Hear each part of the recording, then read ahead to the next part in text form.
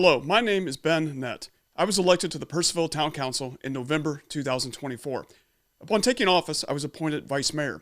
If you live in Loudoun County, Virginia, you are undoubtedly sick and tired of seeing my name and face in the newspapers. Well, guess what? So am I. Serial killers have gotten less ink than I have. This is not media attention I have sought or wanted. You've barely heard anything from me directly. I've avoided all social media until now, and I've declined most interview requests. I've desired nothing more than to live a quiet life and one day die in peace. Ironically, that's why I moved to Purcellville. For the peace and quiet.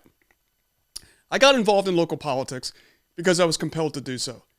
The idea of annexing land into the town for non-residential development, data centers, industrial parks, waste removal stations, did not appeal to me, and it seemed incompatible with the small town life that I and most of our residents desire.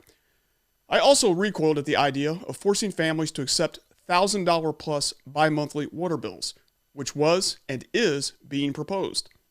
That's insane. As a town employee and someone with substantial management experience, I knew that we could save millions through organizational restructuring, elimination of duplicative services, and outsourcing. In addition to serving as a member of town council, I'm also a decorated Purcellville police officer, ordered by an independent panel to be reinstated after being wrongfully terminated. Wrongfully terminated by the very people who were hired into positions I was already campaigning to eliminate as part of that proposed restructuring of town government. That alone should tell you everything you need to know about what's been going on and why. As a first responder, I exercised my rights under Virginia state law to participate in local governance. I followed the law. I took great pains to seek legal guidance from the Virginia Conflict of Interest and Ethics Advisory Council, whose advice I have followed without fail. I implored others to follow the law. Despite that, I have been targeted, retaliated against, fired, Brady listed, decertified, indicted, further targeted with clearly unconstitutional legislation, and publicly smeared. I responded to all of that by continuing to follow the law. On January 28, 2026, I filed a federal civil rights lawsuit in the Eastern District of Virginia. The defendants include Loudoun County Commonwealth's attorney Bob Anderson, 3 town council members, Aaron Rayner, Caleb Stout, and Kevin Wright, Acting Purcellville Chief of Police Sarah Lambrana, Lieutenant Mike Holman, Assistant Town Manager Diana Hayes, and Human Resources Director LaDonna Snellbaker. You can read my federal lawsuit at nomorelawfare.com. I encourage you to read it, alongside the unanimous decision of an independent grievance panel, a panel that found I was politically targeted, wrongfully terminated, unjustly Brady listed, and that I committed 0 violations of law or policy. 0. In addition to my federal civil rights lawsuit, I've alleged federal criminal civil rights violations. On July 21, 2025, I had my first meeting with the FBI. I handed them documents, I laid out everything. Since that meeting, I have been indicted on 6 state-level felony charges by the so-called special prosecutor, Stafford County Commonwealth's attorney Eric Olson, Bob Anderson's close personal friend. Olson tried to invalidate the grievance panel decision that fully exonerated me of 8 phony administrative charges, thus leading to my federal lawsuit. That grievance panel decision is, of course, devastating to Bob Anderson. Olson's actions further include my being subjected to a recall trial following a recall petition that was initiated against the entire town council majority, initiated just weeks into our term of office. The accusations against Mayor Chris Berteau, Councilmember Susan Khalil, Councilmember Carol Luke, and myself are completely false and were clearly going nowhere. But that recall effort has now been resurrected against me alone, out of pure desperation. They're desperate because the purpose of the criminal charges was to drive me from office. And that didn't work. It didn't work because I know that the criminal charges against me are also false, just like the 8 administrative charges before them. And they know it too. Consider, I've been charged with 6 felonies, yet Eric Olson has not exercised his option to pursue my suspension from office pending the outcome of the recall. Ask yourself, why is that? It's because Eric Olson knows what I know, that he doesn't have a leg to stand on when it comes to those criminal charges. And because the accusations supporting the recall effort are equally dubious, I've also been hit with legislation coming out of Richmond designed specifically to force my removal from office. In rapid succession, civil proceedings, criminal charges, administrative hearings, targeted legislation, and a coordinated social media smear campaign, all of it aimed at one goal: reversing the results of the last Purcellville election and dissuading further opposition to developer interest in forthcoming elections. The intimidation efforts that have worked on others have not worked on me. I'm standing firm, exercising my rights as an elected official, and holding them accountable. Bob Anderson and most of the other alleged conspirators are now suing me for defamation, for telling you some of what they've done. I'm now going to tell you and the rest of the country everything. This is episode 1 of the Battle of Purcellville. What you're about to hear is only an overview, lengthy though it is. The full story in much greater detail begins in episode 2. And trust me, you will not want to miss it. This saga, like most involving political corruption and the weaponization of the criminal justice apparatus, is about power and money.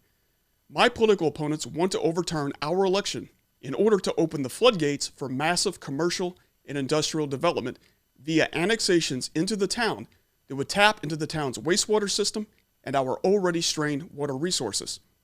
Among the proposed projects, a 7-acre hospitality center, along with a restaurant and gas station along Route 287, just north of town, tied to Casco Construction, and the crown jewel, the Valley Commerce Center, 117 acres, 1 million square feet of proposed commercial space, owned by JK Land Holdings, opposed by nearly every nearby resident who are rightfully worried about impacts to neighboring wells and increased traffic. At our January 8, 2025 Town Council meeting, the current council majority voted 4-0 to reject that annexation. 3 council members, Stout, Wright, and Rayner, didn't even vote. They abstained. They are the pro-development faction. They are the opposition. And they have worked to make my life a living nightmare ever since. I've been further targeted due to my efforts to streamline local government, to include position eliminations and restructuring of various departments. My public platform throughout the 2024 campaign, along with my allied slate of candidates, also included our pledge to stabilize property taxes and reverse the trend of continuing double-digit utility rate increases. As a town employee, and more specifically a town police officer, I had unique insight into the inner workings of town government. I openly questioned why the town employed a town manager, an assistant town manager, and a director of administration for a population of roughly 9,000 people. I questioned why finance department staffing levels remained unchanged after the county assumed responsibility for the collection of all real and personal property taxes on behalf of the town. I questioned why there were director positions overseeing one or just a few direct reports. My research indicated that the town's information technology needs could be outsourced for 1/3 the current cost to residents. Within the police department specifically, I questioned the organizational hierarchy of 4 uniformed 6-figure salary administrators who contributed little to patrol, investigations, or traffic enforcement, and who, quite frankly, were rarely ever seen, except in social media photos.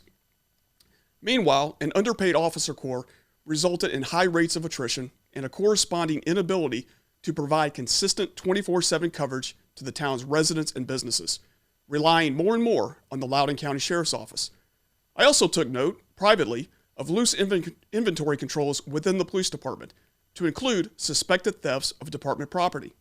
Once elected, I called for a yet-to-be-conducted forensic audit and inventory accounting of the police department. That's when things got ugly. I didn't fully realize it then, but I had stepped into a civil war over the development of Purcellville and indeed all of western Loudoun County, with hundreds of millions, if not billions, of developer and land speculator dollars at stake. I was further unaware of the deep interconnectedness of political players and the lengths to which they would go to protect each other and to seize control of town government in order to prevent our promised reforms. After a year of retaliatory internal affairs investigations, petty harassments, and even an attempt to force me from elected office via a town policy change contrary to state law, part of the political targeting I experienced as both a candidate for town council and councilman-elect, the police department launched what I can only describe as a decapitation strike, led by Acting Chief of Police Sarah Lambrana, who had been hired into a position I was actively campaigning to eliminate, Deputy Chief of Police.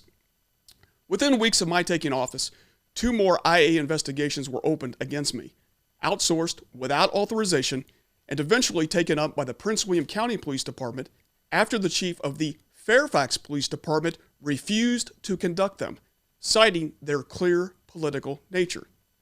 I was hit with 8 sustained administrative charges. The first set of charges stemmed from my attendance at a 60-minute town council agenda work session meeting while in uniform and on duty, just 2 days after my first ever town council meeting.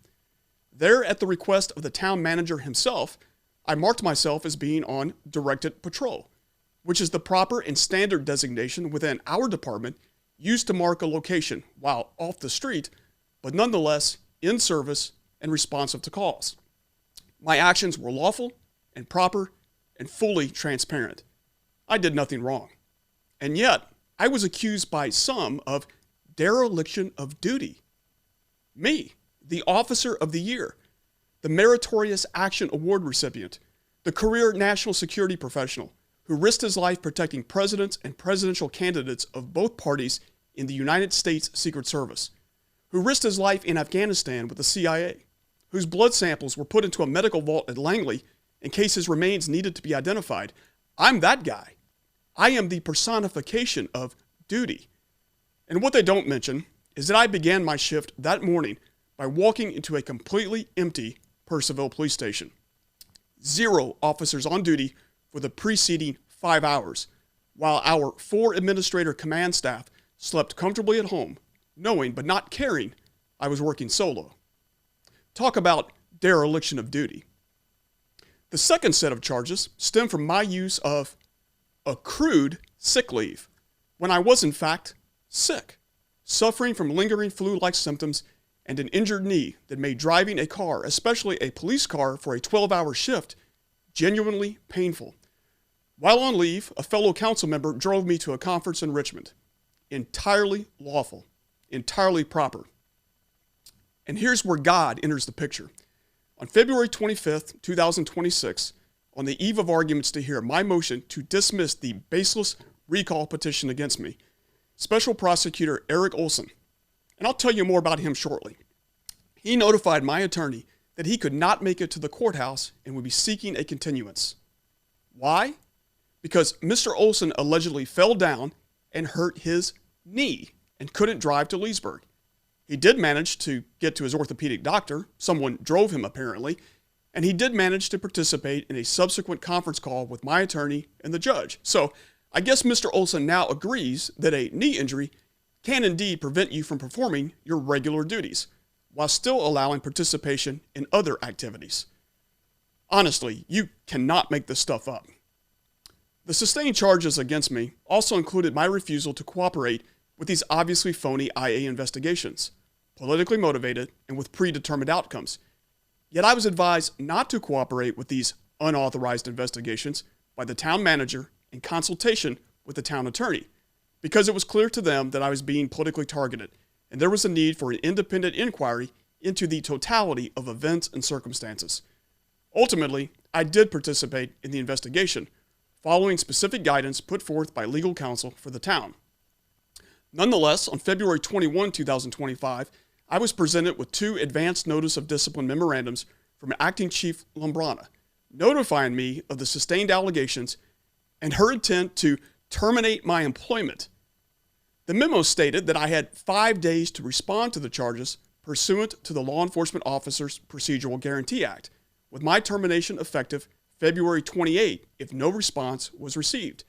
Yet, before those 5 days were up, on February 24, 2025, Loudoun County Commonwealth's Attorney Bob Anderson placed me on his office's Brady List, a list used to discredit law enforcement officers by disallowing their testimony in court due to credibility issues. Police officers refer to this as the dirty cop list. It's a career killer. It's supposed to be reserved for officers who commit perjury, who plant evidence, who falsify search warrants. Really egregious stuff. But Anderson placed me on the Brady List for non-Brady alleged offenses, disputed allegations involving minor attendance issues. Anderson placed me on the Brady List at the urging of Lambrana, because she knew that the IA investigations were illegitimate and the findings based on thin evidence and would likely be overturned on appeal, and she was therefore desperate to ensure my termination. What's more, Bob Anderson placed me on the Brady list before the expiration of my due process rights pursuant to the referenced Law Enforcement Officers Procedural Guarantee Act. His action was timed for maximum political effect, in time for the February 25th, 2025 Town Council meeting, so that I could be publicly mocked for being Brady listed. Concurrent with this, the details of my confidential internal affairs files were leaked in violation of state law to the Loudoun Times-Mirror and Loudoun Now newspapers, two pro-growth, pro-development publications, which both ran front-page stories detailing my confidential internal affairs information. To further hedge her bets and ensure my termination, or so she thought, Lombrana began lobbying for my decertification as a police officer with the Department of Criminal Justice Services, without notification to either the town manager or the town attorney. She provided DCJS with knowingly false information as early as February 21, 2025. From the moment I announced my candidacy for town council, I've been targeted. The actions taken against me transcend dirty politics. The actions taken against me, I believe, are unprecedented, indefensible, unethical, unlawful, and worse than that, sinful. And every fair-minded person knows it. These people thought for certain I would have backed down by now and resigned from town council under the pressure of escalating civil, criminal, and administrative proceedings, and with that, the widespread and horrific public defamation I've been subjected to because of their lies. They thought wrong. But don't misunderstand. There is no false bravado here. This is and has been brutal on me, on my entire family, to include my precious children. And rest assured, I will not forget that. This has taken a toll, physically as well as emotionally and financially. But despite all of this, I also admit that I sometimes can't help but laugh just a little bit, even now. Indeed, I have been called a Trump-tard and a libtard within the same comment section by people projecting their own political biases into these unique set of facts. Again, you cannot make this stuff up. The chief architect of this campaign of chaos is Councilmember Aaron Rayner, who now wants to be elevated to Purcellville mayor. God forbid. Rayner was the sole source of sick leave allegations against me, used to justify my termination, Brady listing, and decertification. Aaron Rayner is a close personal friend of Loudoun County Deputy Commonwealth's Attorney Nicole Whitman. Rayner previously served as campaign manager for Whitman's failed 2019 bid for Commonwealth Attorney.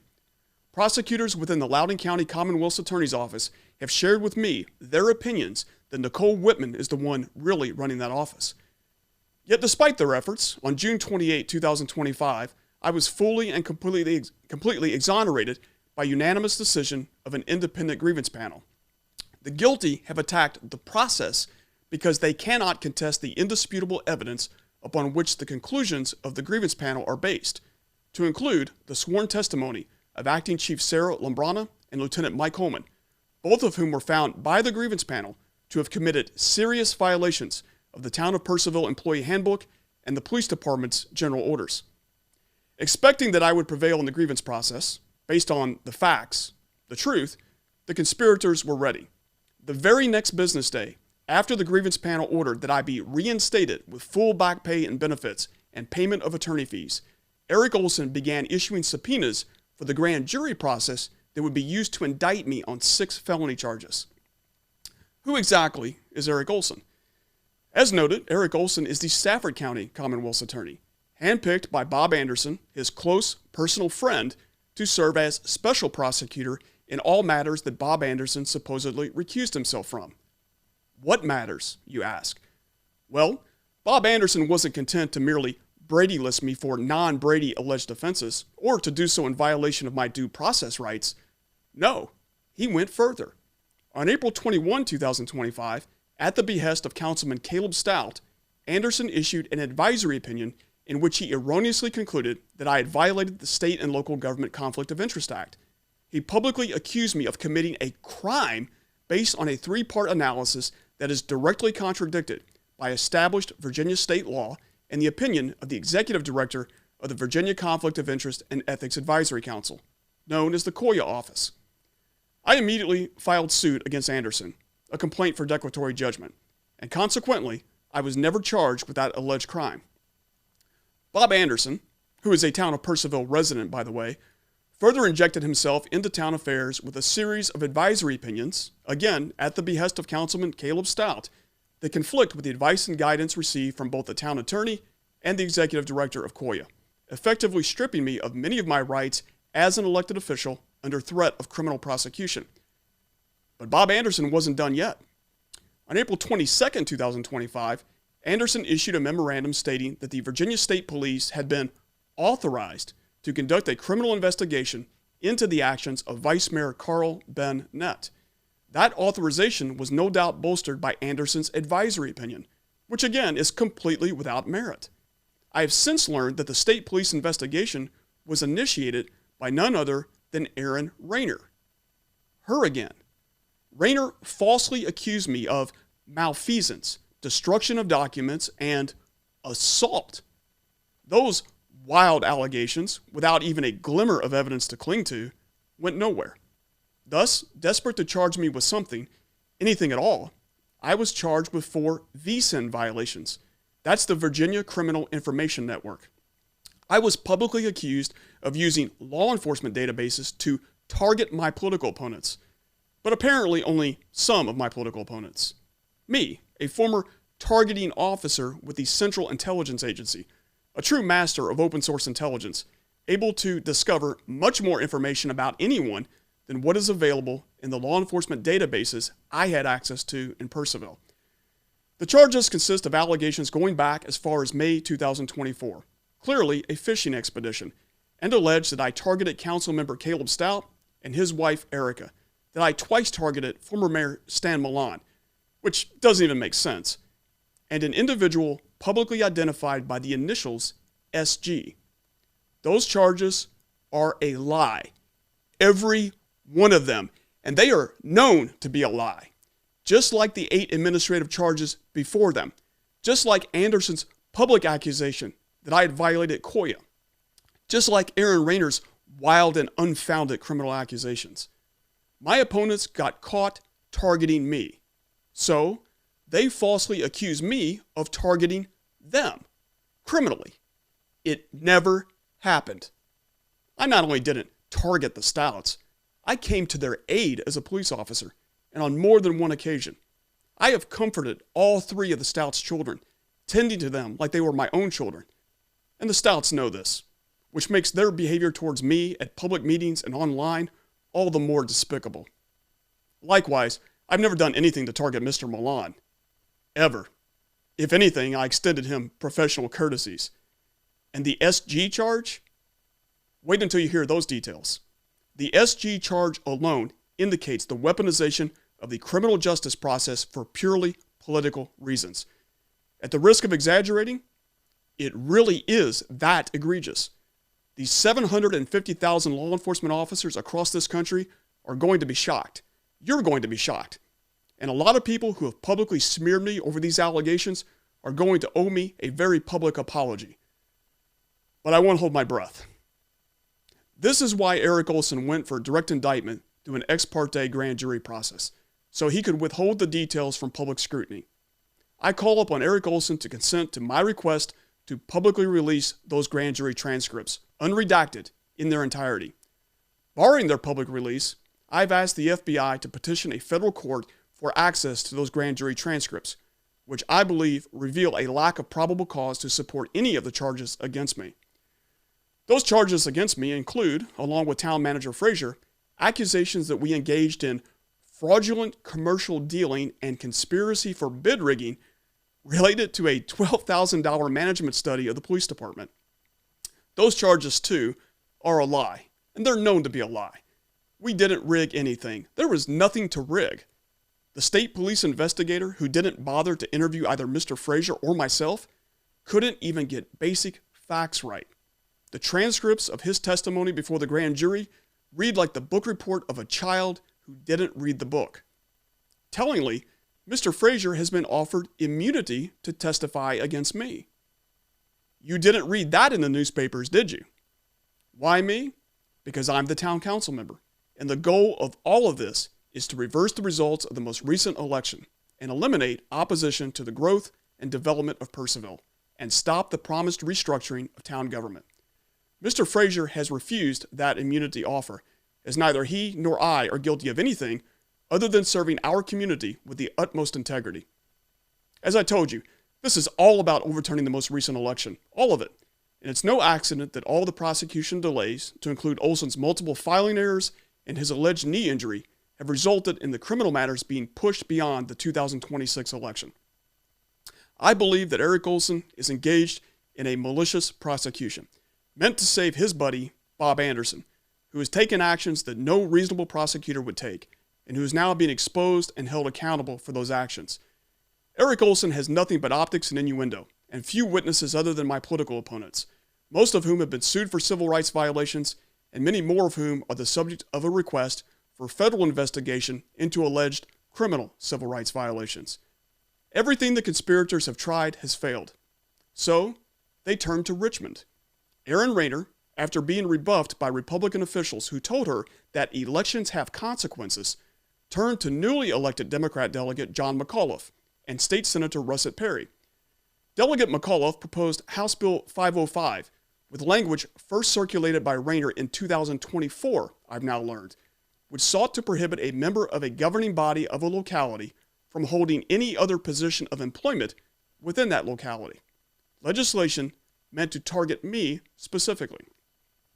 Following a public letter from me pointing out that House Bill 505 would effectively disenfranchise hundreds of thousands of Virginians, police officers, firefighters, emergency medical service personnel, and other officers and employees of their right to fully participate in local governance, McAuliffe backed down and amended the bill into something more narrow and defensible. Russet Perry's Senate Bill 648 is something else entirely. It's essentially a bill of attainder. Now commonly referred to as the Bennett Bill, Perry's legislation seemingly sets out to prove my allegations of a broad criminal conspiracy. Perry's legislation states, among other things, quote, in the event of a criminal proceeding against an officer of any town in Planning District 8 with a population between 8,000 and 10,000, according to the latest United States decennial census, alleging the commission of a felony offense, the court having jurisdiction over such offense shall enter an order suspending such officer pending the resolution of such proceeding and any related proceeding, unquote.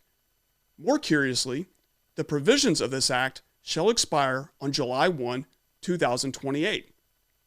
Now, it's important for you to know and understand that a circuit court can already suspend an elected or appointed official from office pending the final outcome of a recall hearing or legal proceeding.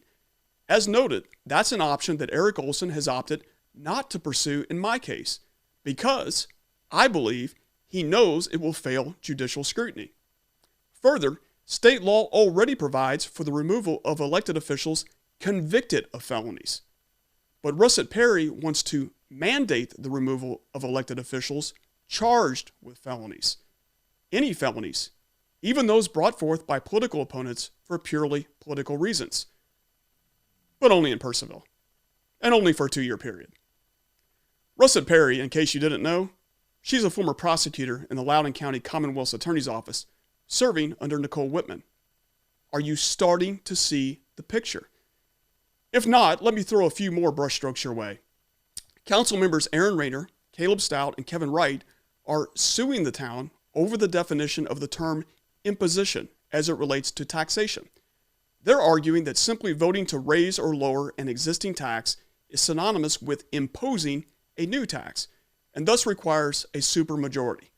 They're mad that the council, by 4-3 majority vote, declined to raise property taxes or impose double-digit utility rate increases in fiscal year 2026. The lawyer representing them in this frivolous lawsuit is the corporate lawyer for the Virginia Regional Transit, for which Erin Rayner serves as treasurer. That lawyer works in the same law firm with, guess who? Russet Perry. The pro-development crowd is all connected, and they're all working together. But wait, there's more. On April 14th, 2026, I received word that Russet Perry convinced Governor Spanberger to add an emergency clause to the Purcellville legislation, to the Ben-Net bill, which would mean that it would take effect immediately on April 22nd, 2026, if that addendum passes the General Assembly, which it undoubtedly will. Most of the legislators, they won't even know what they're voting on. So, while I'm in the middle of my recall trial, they intend to render the outcome of that trial moot. They don't even respect juries. We know they don't respect voters, and they care nothing about due process. Folks, this is next level nuts. We're all going to be on a Netflix special soon. They are desperate to overturn this election, just months before the next election. Clearly, the developers are hungry, and they must be fed. Russet Perry is not, as she would have you believe, fighting corruption in Purcellville. Russet Perry is supporting the corruption in Purcellville. More than that, Russet Perry is supporting the corruption of Purcellville, because something else her bill does. It mandates, quote, a study to evaluate the condition and status of the town's debt, infrastructure, utilities, and other significant liability risk to be performed by a public institution of higher education with a student population of at least 15,000 students in consultation with a chief administrative officer of a locality in Planning District 8 with a population of at least 500,000, according to the latest United States Decennial Census. The study shall make recommendations about prioritizing and identifying the needs of the town, as well as any recommendations as to amendments to the town's charter, unquote. Let me translate that for you. Some college kids, not elected representatives, are going to be given selected data, and they're going to arrive at the conclusion, in consultation with the chief administrative officer of a major metropolitan area, that what Purcellville really needs, indeed what Western Loudoun County really needs, is to grow. Transform open spaces into industrial parks and data centers. That'll fix everything. The message to Purcellville residents and taxpayers is clear. You might live in Purcellville, but Purcellville isn't your town. Your opinions don't matter. Your votes don't matter. Your elections don't matter. Indeed, that's the lesson of recent history. The opposition concluded long ago that they don't need to win elections to win, not as long as they can buy, bully, bribe, or blackmail the victors. They've had great success with those tactics. 2 town council members in recent years completely flipped under the pressure brought to bear on them, doing a complete 180 on everything they campaigned on and were elected on. A 3rd town council member resigned, rather than continue to be abused. A 4th member not only resigned, but moved out of town altogether. But those tactics have not worked on this town council majority. Mayor Chris Berteau, Councilmember Susan Khalil, and Councilmember Carol Luke are 3 of the finest people I've ever had the honor of knowing. They're good, they're decent, they're honest, and they love Purcellville. The 4 of us don't agree on everything, and we don't always vote in unison, but we respect each other. We are united in our Christian faith. Maybe that means something to you, maybe it doesn't. I'm not here to tell you what to believe or how to live your life. It certainly took me a long time to figure things out. But perhaps that helps explain why our resolve is unbreakable. And because of that resolve, and I want to be honest with you, this is going to escalate. I believe it will. I see clear indicators of that. Bob Anderson, who supposedly recused himself from all matters, is sending his investigator to Purcellville Town Council meetings and to most of my court dates. This individual has been observed on several occasions driving by my home, parking outside my home, and even going to where I pick up my daughter from school. What could possibly be the reason for that? The conspirators are running out of options. They've been exposed and they're desperate. And desperate people with money and power and political connections do desperate things. Ladies and gentlemen, I have committed no crimes. I have done nothing to warrant losing my office or my freedoms. I am a career national security professional, a decorated police officer, a father of 2 young children, the son of public school teachers. I was just trying to rein in utility bills and clean up a bloated and I now believe corrupt local government. For that, I have been dragged into a life or death battle by people who swore the same oath I did and who, in my opinion, have betrayed that oath in the most vile ways imaginable. I have filed a federal civil rights lawsuit. I have met with the FBI. Again, I've appealed to Governor Spanberger and communicated through intermediaries with President Trump, though I understand the president has larger battles to fight right now. I have publicly called for a formal DOJ investigation into these civil rights violations. Other members of town government have communicated directly with the Assistant Attorney General in charge of the Civil Rights Division, requesting the same. I am pursuing every legal avenue available to me. Now, I know what you're thinking. Could all of this really be true? Is this even possible in the United States of America? Sadly, it is. We've seen it at the national level, on both sides of the political aisle. And now, these tactics, this lawfare, has made its way to small-town America. You're also probably thinking, this is just an overview? How much more could there be to this story? Lots. I've barely touched on the targeting efforts against me as a candidate for town council and as councilman-elect. And I haven't touched at all on the role of the police department consultant, nor the conspirators' efforts to forestall implementation of the grievance panel decision, to include Eric Olson's role in that, nor the racist attacks on Kwesi Frazier. But I'm going to expose all of it. I need you to go to nomorelawfare.com. Sign the petition calling for a Department of Justice investigation. Read the legal documents. Share this video and others. And if you are able, please make a financial contribution. My legal fees are staggering. I'm a middle-class American fighting a machine backed by millions in developer money. Every contribution is appreciated, large or small. My family and I would be genuinely, profoundly grateful. If they could do this to me, a career patriot with 2 decades of service to this country, they can do it to anyone. They can do it to you. That is why I will not stop, not until every last one of them is held accountable, regardless of their wealth, their positions, their political connections, or their badges. I will see you in episode 2.